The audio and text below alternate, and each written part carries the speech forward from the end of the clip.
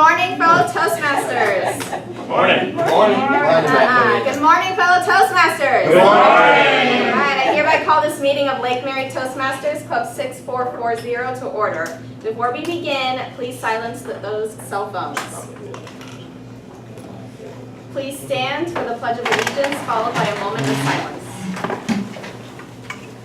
I pledge allegiance to the flag of the United States of America and to the republic for which it stands, one nation, under God, indivisible, with liberty and justice for all.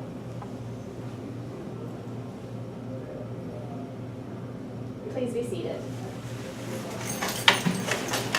Our club mission is to provide a supportive and positive learning experience in which members are empowered to develop communication and leadership skills, resulting in greater self-confidence and personal growth.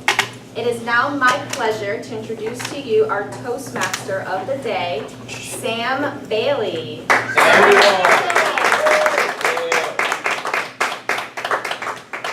Good morning, everyone. How are we doing? Good morning. Good. And before, doing great, thank you. Before we get started, we have a slight modification to make on the agenda. Instead of table topics, we'll be doing elections for officer positions. Now, Stephany, if you would still like a role, I know Carmen has requests not to do Evaluator. No, I don't want to talk. All right, if you don't want to. Really? Somehow I don't believe that, but that's okay. Don't talk. No, it's, could it be from me? Yes. Did I make it do that? Oh, you know not what you asked for. Going once? Then. All right. The Evaluator 3. All right. Carmen's going to love you later. And kicking off with our day, let's go ahead and go straight to our odd counter. Miss Stacy, please read us your functions.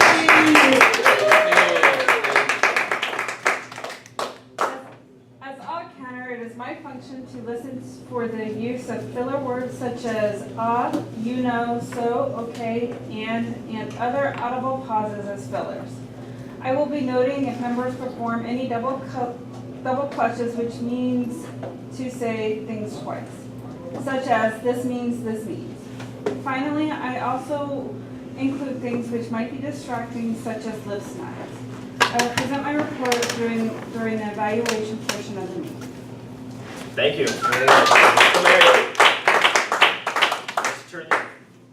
Hey, it is Mary, and it's my function to select the word of the day to help build members' vocabularies. Each member, when called upon to speak, is encouraged to use the word of the day. Other members may gently rap on the table when they hear a member use the word like this. At this point, I'm supposed to present the word of the day and display it on the lectern, but I've clearly forgotten one part of my role this morning. I'm sorry, it is on the agenda though. The word of the day is laconic, and it means using very few words. And I have a different example here of usage in a sentence. In what was a particularly chatty episode of Game of Thrones, even the formerly illiterate and laconic refugee Gilly couldn't shut up. In addition, I will be listening for any errors in grammar as well as excellent word selections, and I will also be noting any colorful thoughts or phrases members might use. During the evaluation portion of the meeting, I will present my report. Thank you. All right, let's take a little bit of time here. We have our timer. Please come on up. Toastmasters. I'll try to keep this as laconic as possible.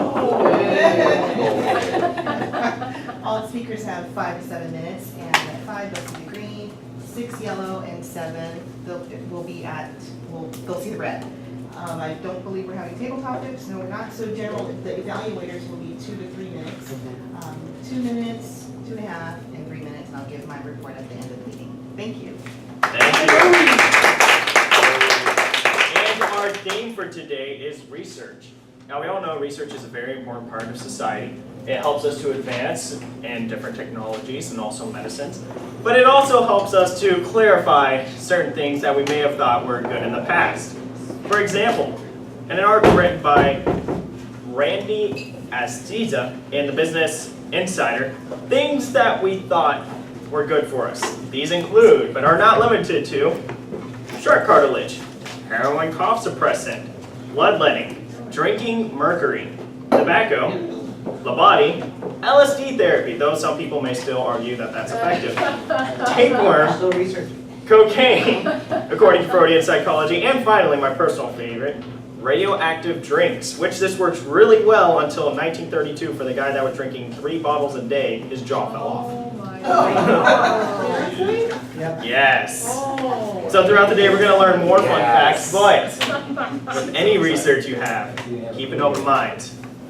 For our first speaker, he is doing his second speech, Competent Communication Manual Project number 2. Yes, ma'am. Rich, he will be coming later. Who's Evaluator? Oh, that is true, as I was. Thank you for catching that. You're in.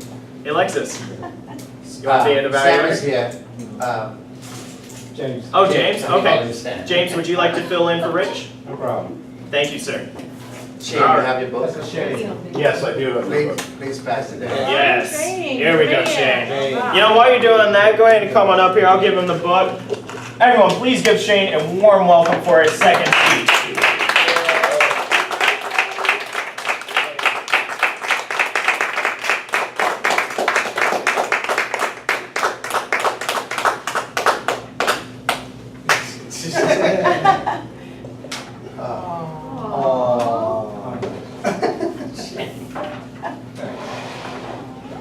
Did you get that as full response? Just kidding. Hey, we're just not here. Mr. Toastmaster, fellow members and guests. As most of you know, the last time I spoke, owned 2 businesses, and since that time have actually had to come to the conclusion that it was time for a necessary ending in my life. I opened my gym 5 years ago. It's been the love of my life for the last 5 years, but it has not produced the bounty that it needed to produce for the resources that it took from me. I have another business that requires very little resources and has been extremely bountiful. So, that is the topic of today's conversation. Some things live, some things die, and some things must be killed. You're probably looking at this rose bush, wondering what's going on with it. It's an interesting thing with a rose bush. They have a direct parallel to our lives and the endings that are needed to be created in our lives. You see a rose bush and you don't have to be a botanist or a gardener to know when a rose bush is healthy or when it's not healthy, when it's been taken care of or when it's not been taken care of. We know that it requires some resources, obviously water, sun, fertile soil. But what you might not know about a rose bush is what has to die in order for this bush to be the beautiful bush that it's meant to be.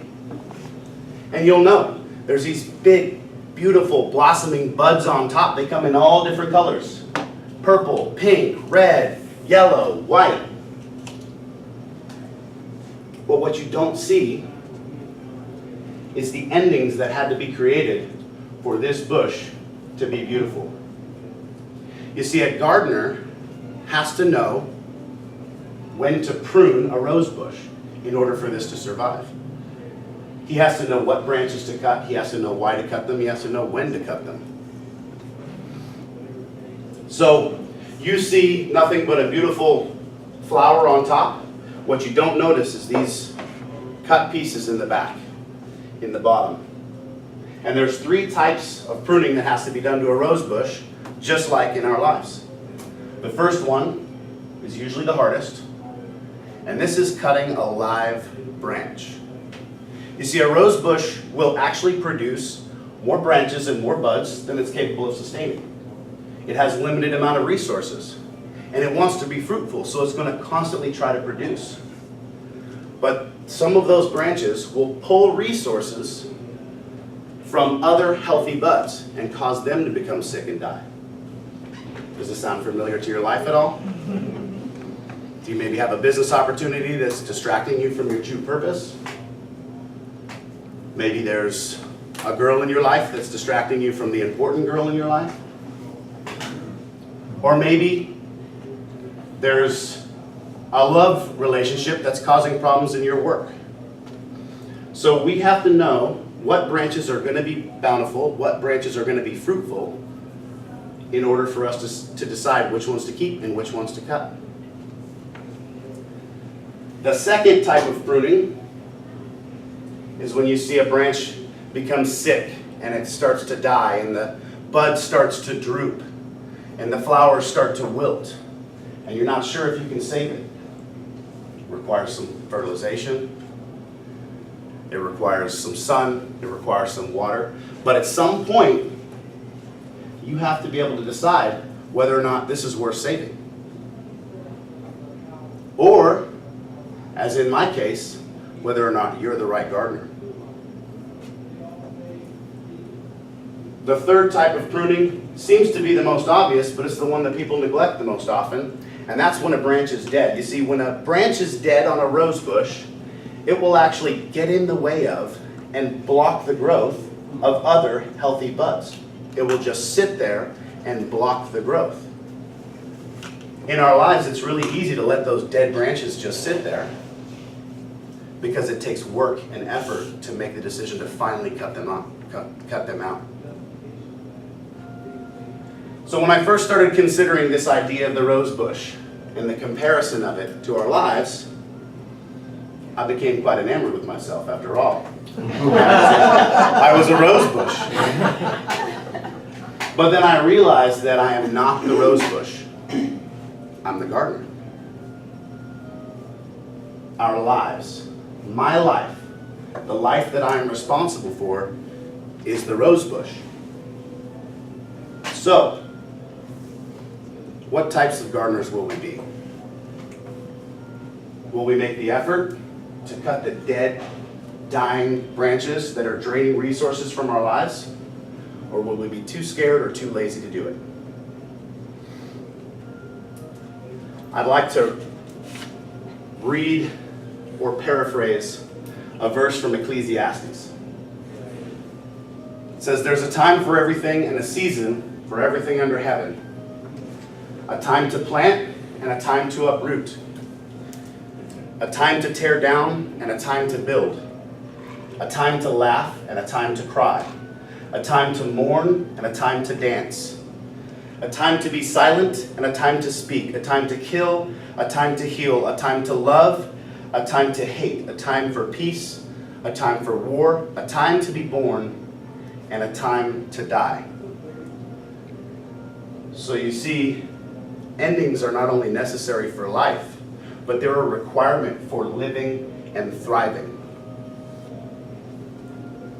In order for you to live, something must die. Is there a necessary ending you're putting off right now? Because considering how short life really is, it seems as though the only thing that we don't have time for is time to waste.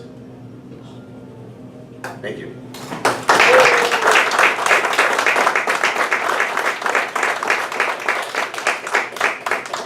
1 minute on the clock.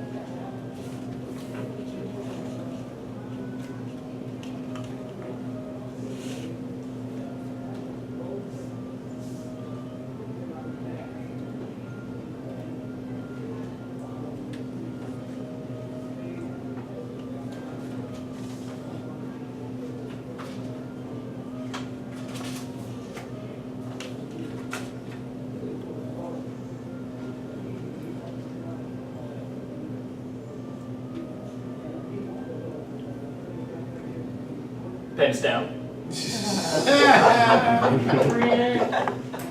Test done.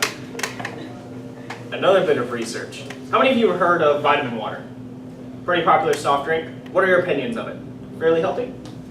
Sure? What do you think? All right. Crap. I'm going to have to agree with the gym people in here. Not only do we have our 2 gym fitness members saying that's crap, but also from Livestrong.com, and if you just do any Google search, this was like the 8th one that I found. Vitamin water is composed of fortified vitamins as well as ingredients for taste. These include syrups, sweeteners, and flavors to mimic the taste of some fruits. And some types of vitamin waters also contain caffeine. In addition, kidshealthy.org warns against using vitamin water and herbal ingredients, especially for children. It's amazing how things that we thought were once good for us can turn very bad. Exactly. For our next speaker, she is also talking out of the Competent Communicator's second project, Organizing Your Speech. With a warm round of applause, please help me welcome Julie Becker.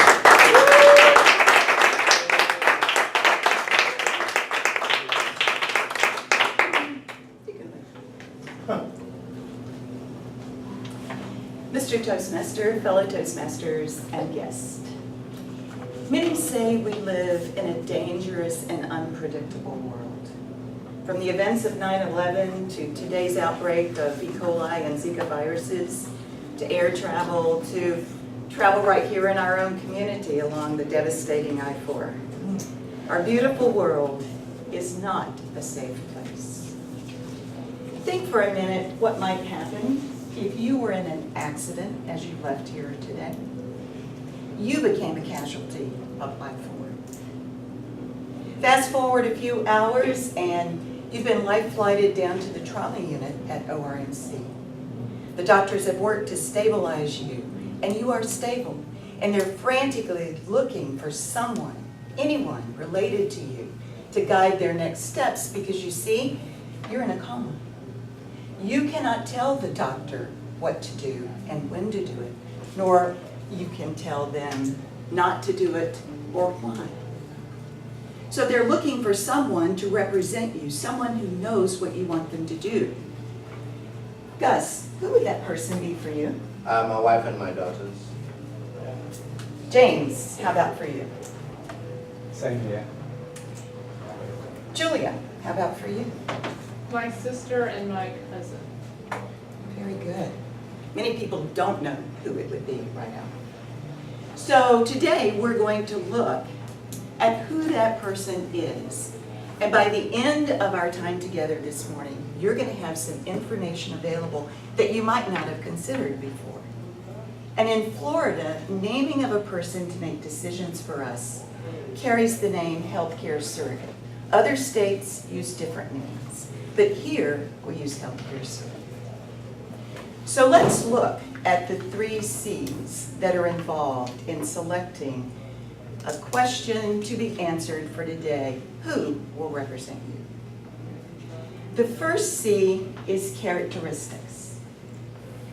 The characteristics of the person that you want representing you are critical because they represent the sum total of that person. This is a person that has good moral and ethical values, excellent attitudes and beliefs toward you and toward life in general.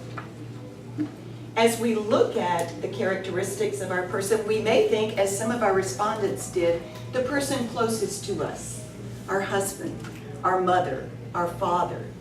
But let's go through a couple of questions so that you can actually be certain that these are really the people you want making your decisions. The first question is this: who is in my world that really knows me? The second question is, who do I really know well?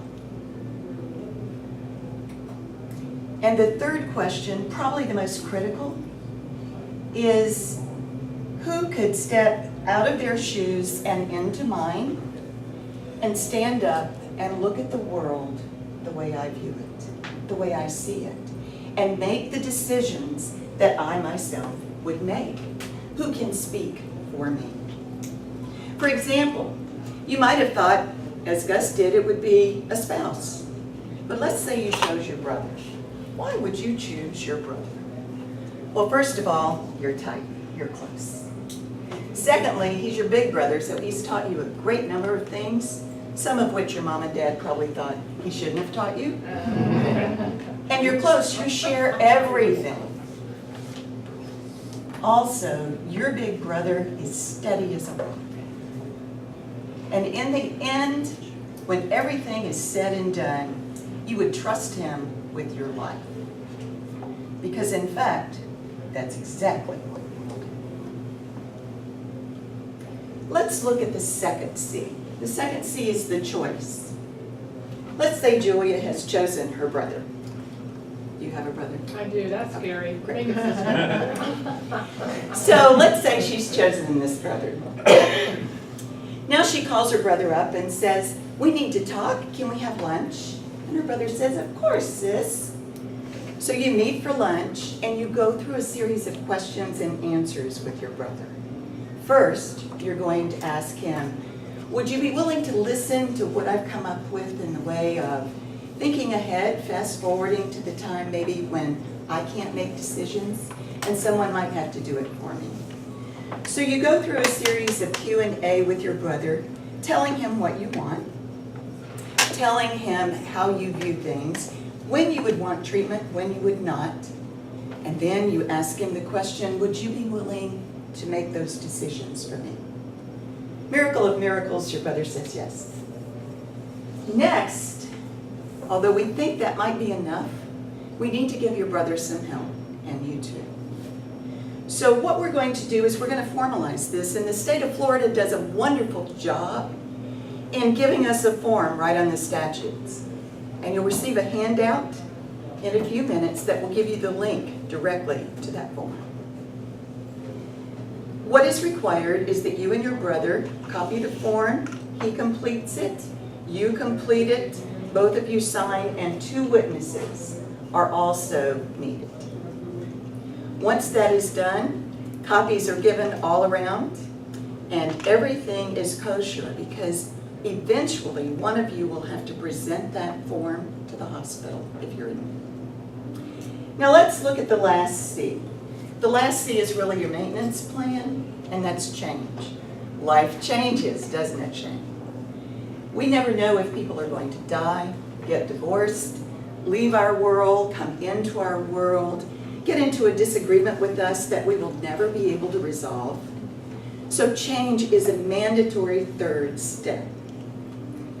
We've now gone through the 3 C's of choosing your surrogate. It really isn't as difficult as we thought. And yet at the same time, it's essential for us to be able to live in our dangerous and unpredictable world as adults who have planned ahead to take care of us and of our families. Mr. Toastmaster.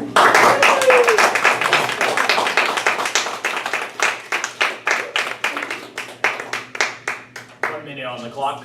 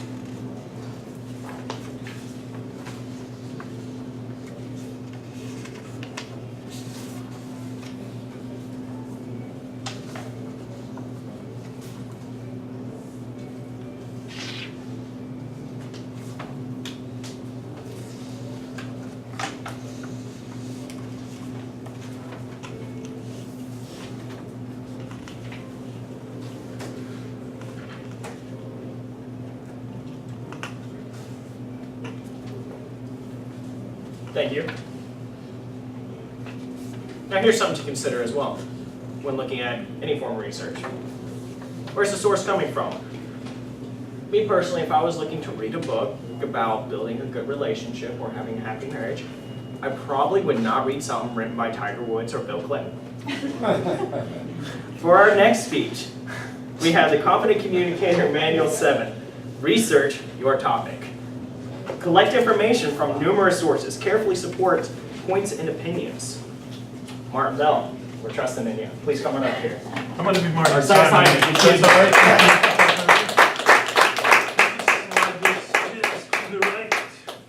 Right there's perfect. That is perfect. Thank you so much. Thank you, Mr. Toastmaster. Fellow Toastmasters. Guests. Has anyone heard of my friend Vilfredo Pareto? The Pareto principle. Yes. Better known as 20, 80, 20. the 80-20 rule. Absolutely. What fascinated me the most about this particular topic, I didn't know it, by the way. Born in 1848, passed away in 1923.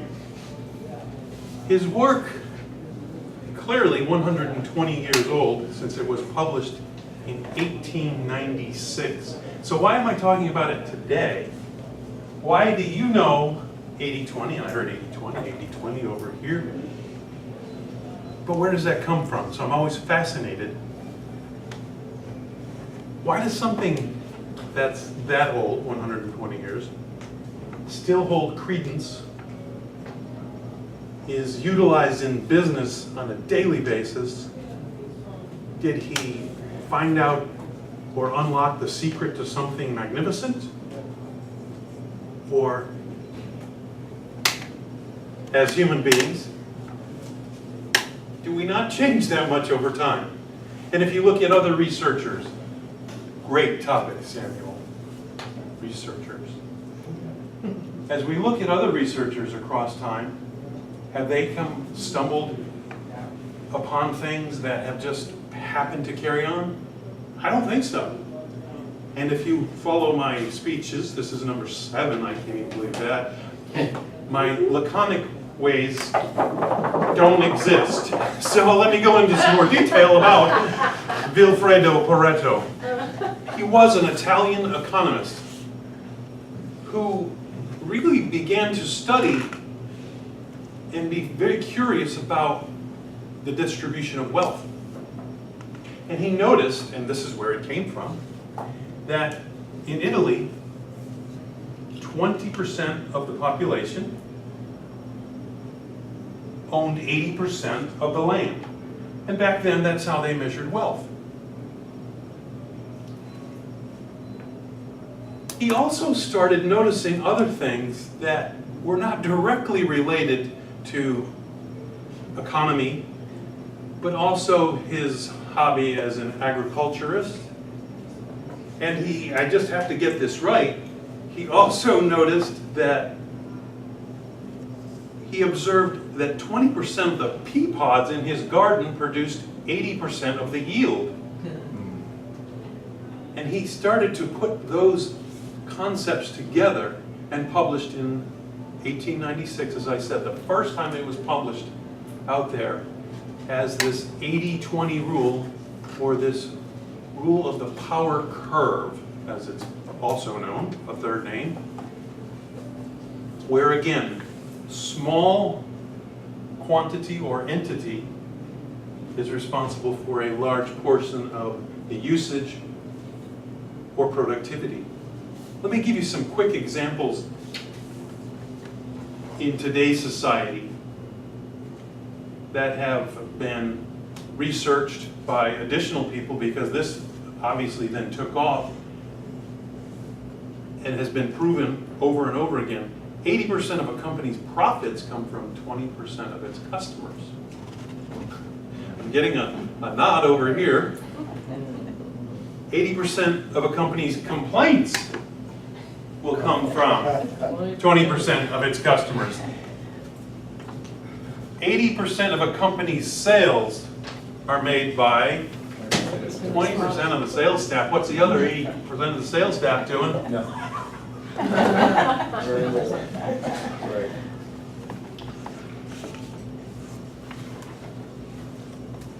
This surprised me, so I wanted to share it, but it was very specific to things that are in our life today.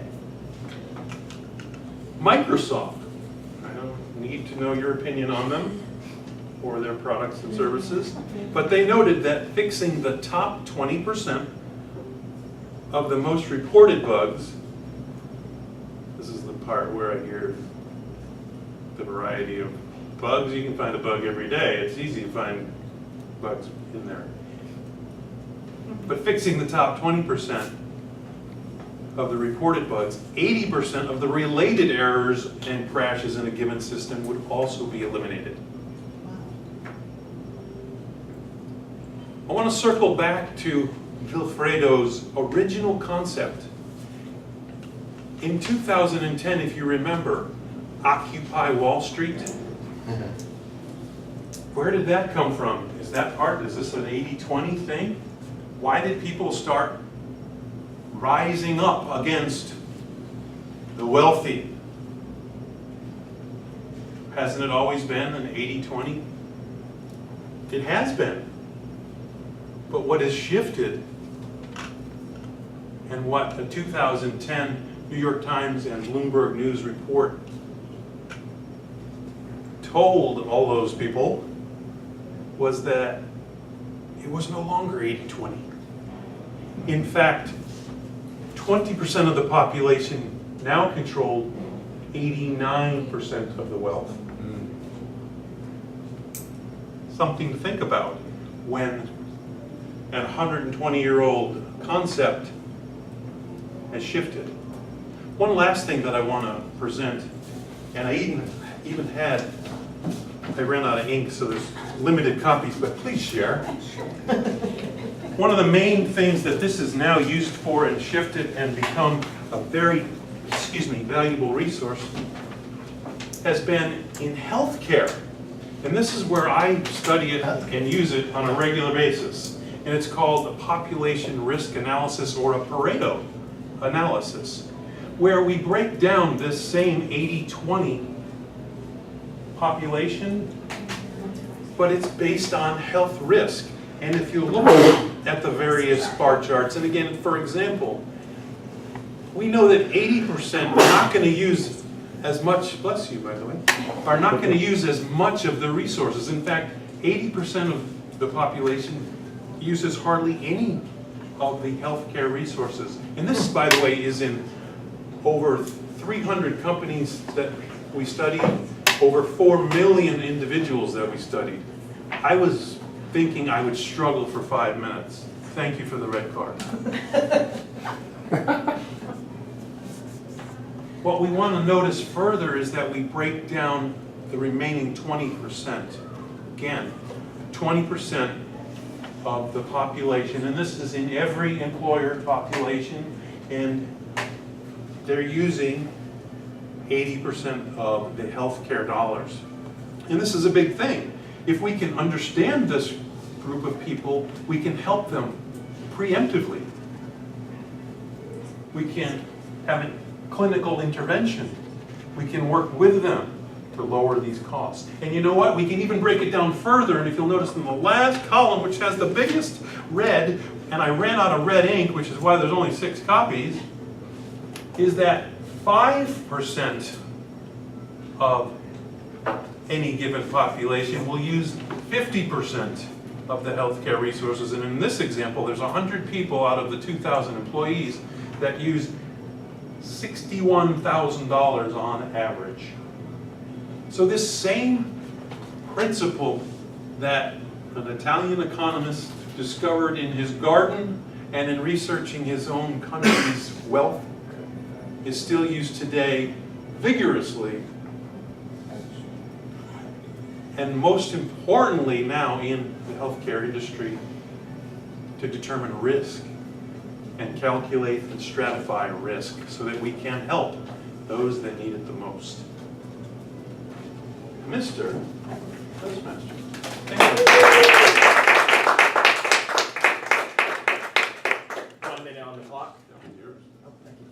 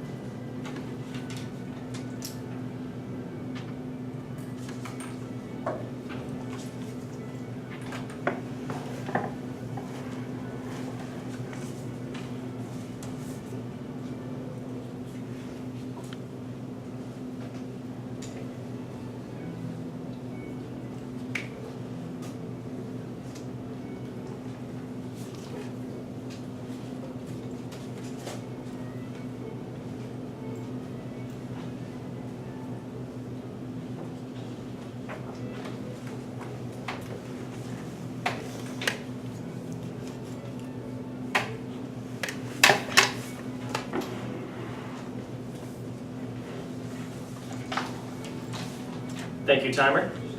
And for the sake of time, I will keep this laconic. Whenever you have any form of research that you have to do, consider how many trials were done. Was it just one person and they assumed that was going to be the same for everyone? Who was doing the research as we discussed before? And also think about who's funding it. Because all those things can help determine where the research is going and how it was influenced. And we are actually going to skip out on the table topics today as we were discussed. And this next part is really going to influence our club. We are going to have our elections. So please help me welcome to the stand Stephen Morgan.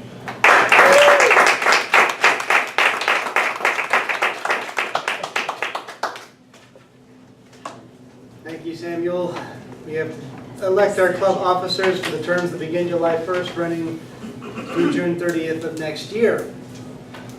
All club members are eligible for every office except for Julia, since the president may not hold more than one term in office. I had already emailed out those people who I've heard directly they have an interest in a particular office, but anyone else can also be nominated. There is no reason to keep names out. If there is a contested office, we would have to do secret ballot here, in which case we'll have to quickly go through, put names down, pass around, and count. Are there any questions before running in? Do I need to time this section? No, but if we have speeches from any of the actual nominees, we can give them 1 to 2 minutes. We'll try and get through quickly because of timing. Beginning with the office of president, the interest that we've seen so far has been from Lori Richards.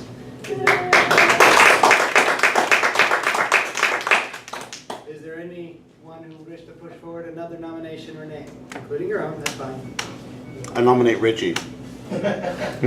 Do you wish to accept? Sure, why not? Any others? Oh, I was kidding. I didn't think you'd take it. She's already not. Lori's already. Lori and Rich? Anyone else? Okay. With that being the case, then, reverse nomination order. Rich, you would get the first 1 to 2 minutes if you wish to speak. I just want to build a wall. And send me back home. You want to send me back home? That's all I gotta say. And we have to pay for it? Look at that dude. Lori, would you like any of the 1 to 2 minutes? Wall.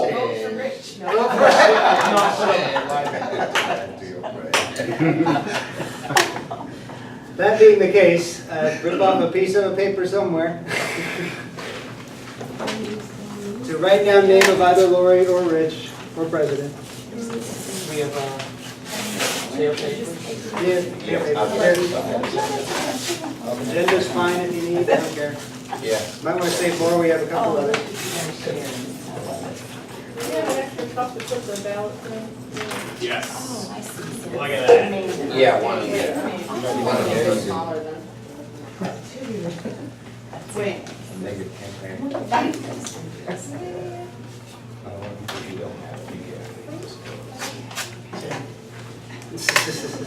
Oh, your vote doesn't count.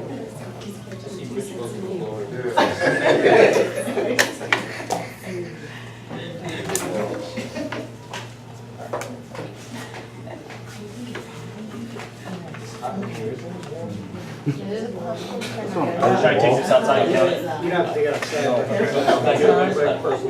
Possible to turn the air down a little? It's a little warm. We don't have. I would suggest, That's 80 degrees. Proceed. yeah, but we can't proceed Oh, till it's never done. It's not I on. would suggest that the first evaluator come up at this point while we're counting. Okay. Thank you. This is the educational portion of our meeting. We are going to be very unique today in how we're doing our meeting. Thank you, Stephen, very creative. The first evaluator that was substituted for the speech that Shayne gave was Stephany. So we invite Stephany. No. Oh, James, I'm sorry, my apologies. Was James, yes. Please, James, come forward, and in less than 3 minutes, you can evaluate the speech.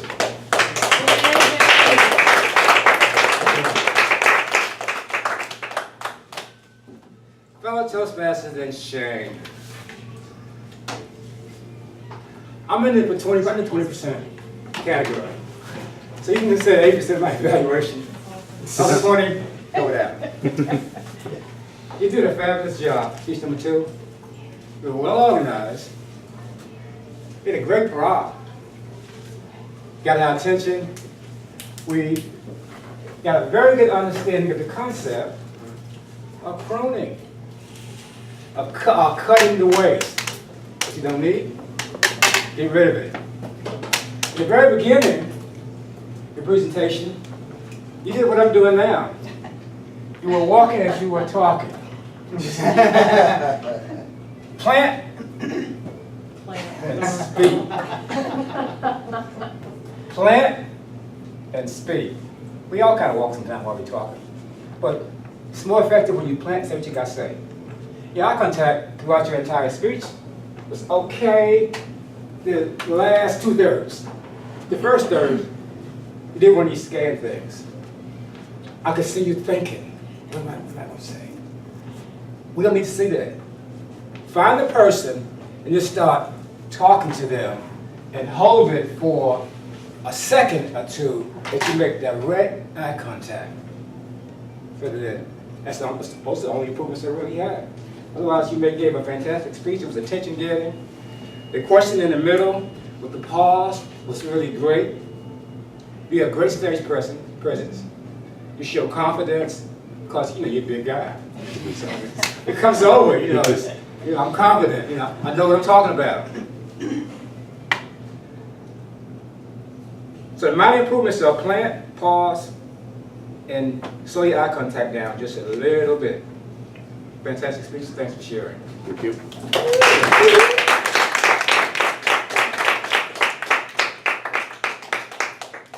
Back here we got. Yes, we have the final results. Just announce it. Is the majority, go ahead. Yes, majority rules. Lori is the new president. I demand a recount. Next office down the line is Vice President Education. The expressed interest so far has been Gus. Are there any other nominations for Vice President Education? Macarena Torres. To directly take the office? Yes. Okay. Go train. Are you both nominated then? Yes, we do. Okay. Yes. Any other nominations? Do we have to vote? Yes. Yes. We got to speak. Well, Speech. he wants Macarena, he's gonna shadow train her. Do you want to be nominated directly for the office or? Yes. You or? Then it's- Macarena. Macarena. Okay. Then yes, it is a vote in that It's a case. slam dunk. Macarena, do you have anything you'd like to say? No. No. Gus?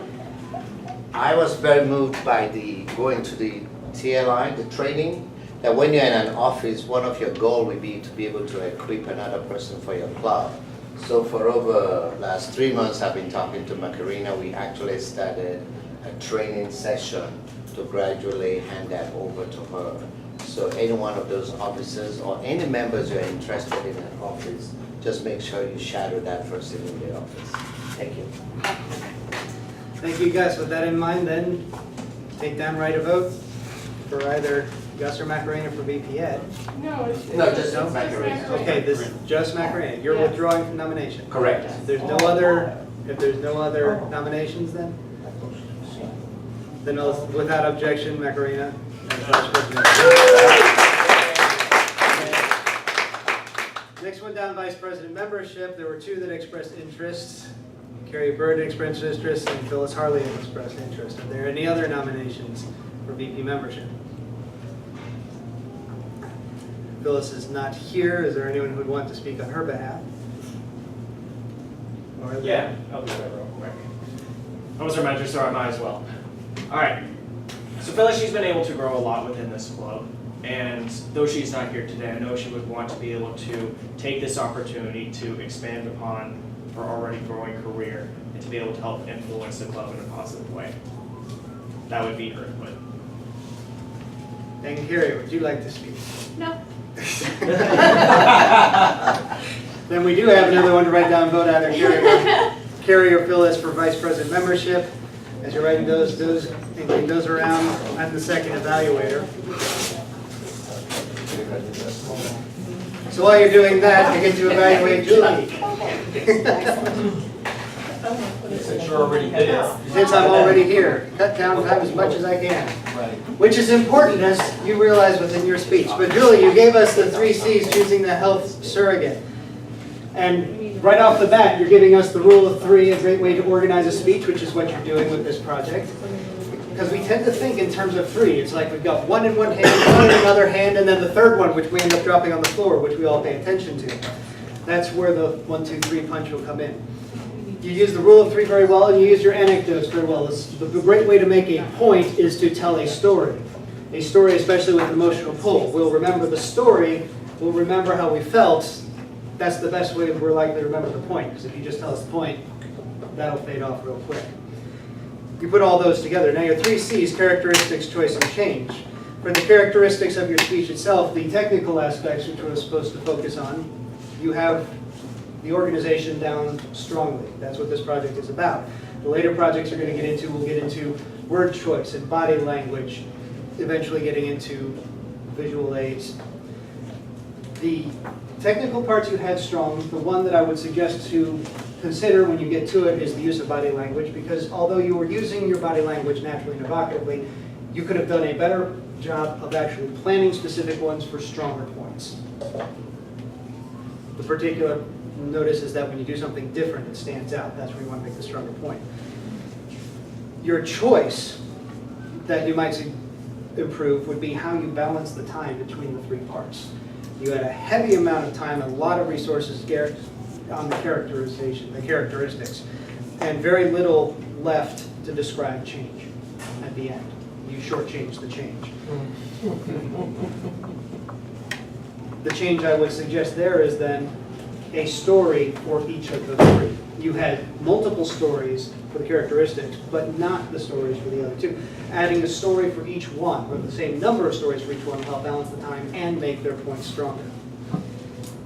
Clearly, though, preparation was very well done, and it's something you've obviously talked about before and know well. You have the expertise in place, and you provided that for us all to understand. We definitely learned a lot from that. I can say that I've experienced on this side where I've a friend who has herself, no one else she depends on, she has me listed as surrogate, but you also might consider the other part. She also has a very young child and no one else that she wanted to list, so I'm listed for that one as well. It may not be just you you're making a decision for. Keep that in mind. You may never know when it'll come up. Are we done? Yes.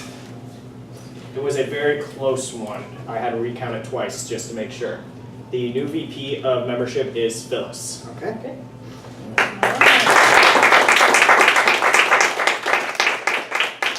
Vice President Public Relations. So far, the only one who's shown any interest is myself. Is there anyone else who would please like this position? Anyone oppose? Any other nominations for public relations? Congratulations. The only commentary I'll make in that is I don't need it. I'm happy to teach along anyone who wants to learn it, so please Maybe come you shall, forward. maybe you'll be a good person there. Now, I can just say that for Steve. If you have, when I was VP for education, Stephen really mentored me for months. So if you're going to be interested after 6 months, right, Stephen would be very much helpful for you to learn the ropes with you, especially if you have an interest in technology. Our unofficial office VP mentorship, we haven't actually put it in bylaws yet, maybe we should, but as we have it stand now, this one takes on the mentoring program, taking some the difficulties off VP education. Only interest so far has been Stephany, who currently holds the position. Are there any other interest in VP for mentorship? If no other interest, then Stephany, would you like to say anything? I guess you're stuck with it for another year then. It is a pleasure and a privilege to serve this club. Thank you, Stephany. Secretary, there were 2 interested. Phyllis was also interested in the secretary position, and Nini also expressed interest in the secretary position. Anyone else can be nominated except for Lori, because the president may not also be the secretary. Are there any nominations beyond that for secretary? Yeah. What are you doing, Jerry? Me? Yeah. Secretary, I nominate Carrie Bird, secretary. Any other nominations? You accept, Karen? Sure. Any other nominations for secretary? Okay, if there are no other nominations, would anyone like to speak? No, Carrie, would you like to speak? No. If you write it down, you can see it. You write it down. Anyone like to speak for Nini? Or would anyone like to speak for Phyllis on this one? She's already She's nominated. already. She hasn't, You can hold multiple Oh, offices. okay. I think she's good. Yes, you can. I know, I didn't, Oh, I was okay. contesting. I didn't say, no one wants to speak. Okay, then, secret ballot vote, it'd be Phyllis for Nini or Carrie. Please write yours, pass it around. Sam will come. You wish to, or shall I pass it on? I know. Stephany, your third evaluator, would you like to get yours in while you can? Yes, please. Yep. Definition of multitasking. Get your vote in, it's important. One after. Yeah. I'll come for you.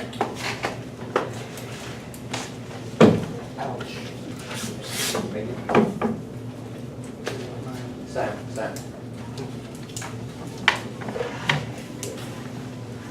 And Stephany as our third evaluator.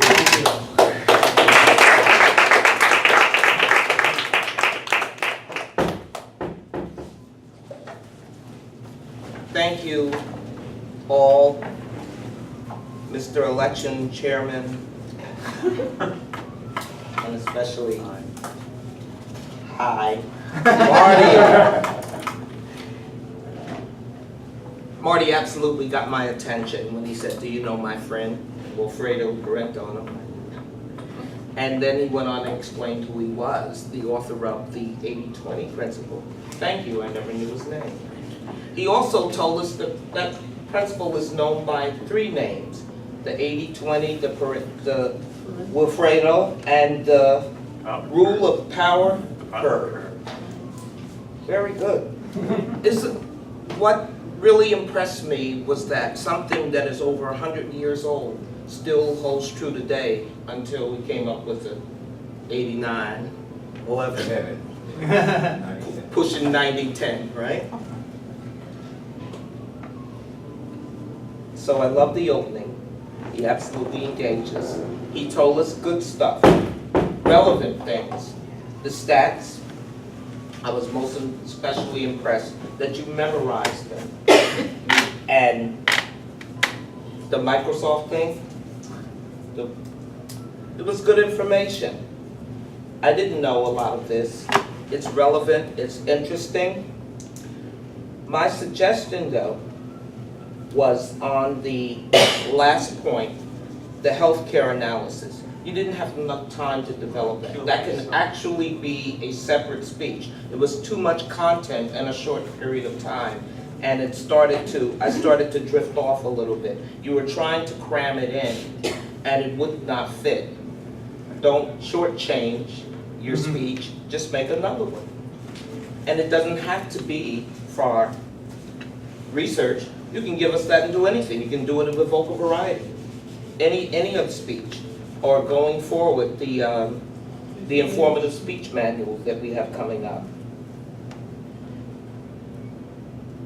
The thing that, like I said, that impressed me the most was the fact that you knew these things. It's like you lived them every day.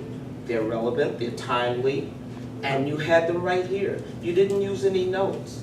Your pace was so nice, the way you presented it, until you got to the end and tried to do the help. And give us that again. Give us that so we can focus solely on that, and we'll pay attention. Thank you.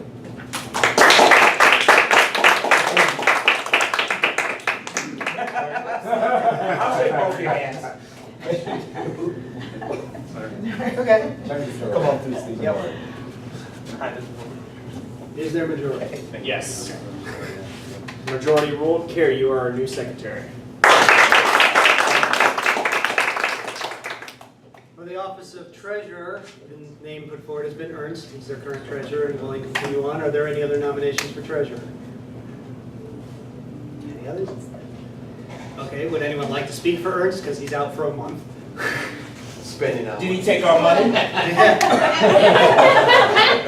The money is still in the bank, I'm handling the money while he's gone. Ernest has done a fabulous job, it's a behind the scenes job, he provides the invoices, he collects the money, deposits it timely, he also processes applications. He does a lot of work behind the scenes, it's an important job to keep our club healthy and thriving, so vote for Ernest.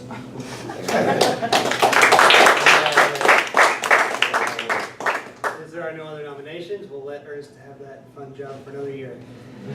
Final office position, Sergeant at Arms. The name that we've had so far has been Nini offering to take the job. Are there any others willing to throw in names for Sergeant at Arms?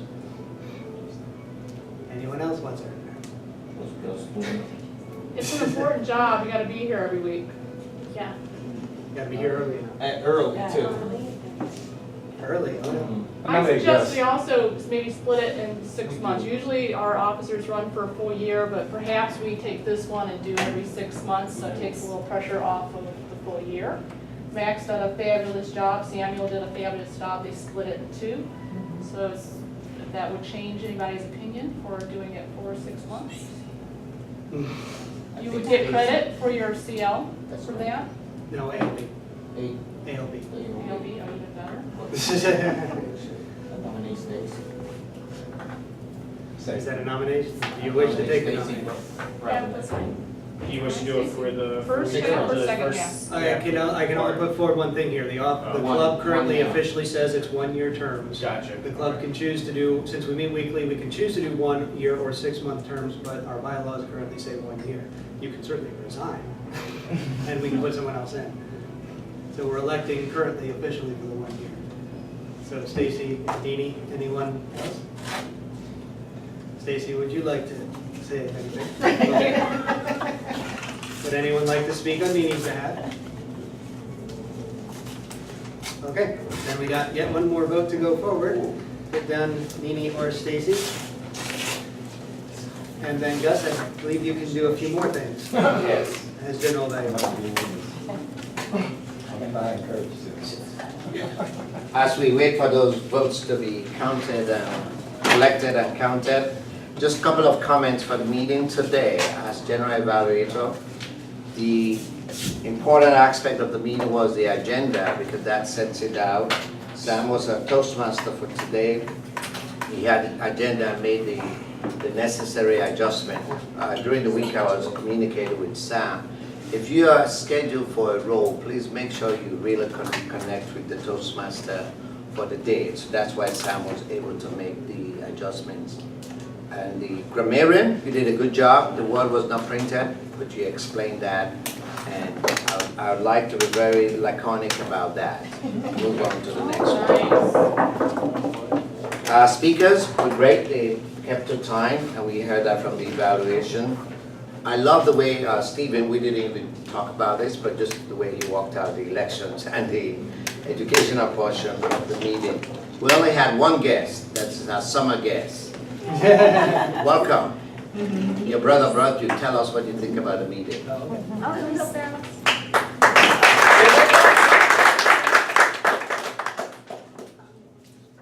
It was very educational. I think it was a great opportunity to learn a lot more and to continue learning.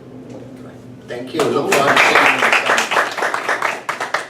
Let me, while Sam is getting, I know our president will be making an exit. She needs to catch a flight. We'll see you next week. Oh, technical table. Oh, reports. Yes, technical table reports. Let me go ahead and get that now. Technical table. Usually, I'm going to start with the grammarian. That's usually the first, grammarian. Thank you, Mr. Toastmaster. I wanted to compliment Shayne on, where is he? Oh, sorry. On your use of alliteration. You had a lot of it in your speech, but it was things like big, beautiful, blossoming bugs, dead, dying, draining. I loved your rose bush as life metaphor, and you had a lot of colorful language, which I thought fit the speech topic very well. Enamored, bounty, wither, very descriptive, very visual words that you used. Julia, you had a lot of great action words that made us feel the sense of urgency, frantic, critical, essential, dangerous, unpredictable, so it helped us visualize on what you were saying. And Martin, your words helped us see your topic. I thought you used really good visual words, not just hear what you were saying. You used words like stumbled upon, small entity, large portion, back then, so that we could get the sense that this guy was really old, dead. He's dead. And then James, you had this great pun, this play on Shayne's speech when you said plant your feet. So we should get for that. And then Steve, I liked your 5-syllable word, evocative. You don't hear that every day. And then Rich, we can't let your reference to build a wall go. So, and there were only 5 people who used the word of the day, probably owing to the fact that I neglected to print the definition. It was Sam, Martin, Gus, Lori, and myself. I read it aloud. That's Thank you, thank you. Next, we'll go to our counter. That was Stacy.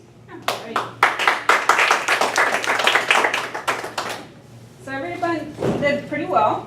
Sam, you were clean today. Sweet. Shayne, you had 1 double clutch. Julia, you were clean. Marty, you had a couple long pauses. That's all I really caught. That's for drama. I know. Just one. Gus, you had 1, and I didn't write it down, so it was 1 with something. So. Steven, you were clean. Stephany, you had 2 ums, 1 double clutch, and 1 pause. That's all. That's all. And James, you had 1 double clutch. And that's my report. Thank you. And now Richard to give us time and report. Our speakers had 5 to 7 minutes. Shayne was at 6:56. Julia 7:03, just a tad over. Marty 9 minutes 9 seconds. Evaluators 2 to 3 minutes. James 2 minutes on the dot. Stephen Morgan 2:47, and Stephany 2 minutes 40 seconds. That's Thank our you. We have a final tally. Ms. Stacy, congratulations. Stevie, any comments on the elections before I give the schedule for next week? Next. Officer training will be July 30th. The district's officer training. Right, at Calvary. Please put that on the schedule and make sure you attend. Next week, we have I'm the Toastmaster, and the speakers are Candido, Martin Bell, and Rich Massa. Schedule. Table topics, Stephen Morgan. Julia will be our general evaluator. And our evaluators will be Carol. Is she here? You, Tara? Oh. Get you. Laurie Richards and Tara. Our counter, Macarena. Stacy, grammarian, and Nini will be our timer. Any other business of the club today? Just a second. Yes, My Friday. concert is on Friday and Saturday. I'll be there Friday. Time, 8 o'clock at Calvary Christian Church. cost, $10. $10. $10 if you buy tickets online before you get there. 15 at the door. All right. I'm coming Friday. With that, call this meeting to order. Yeah.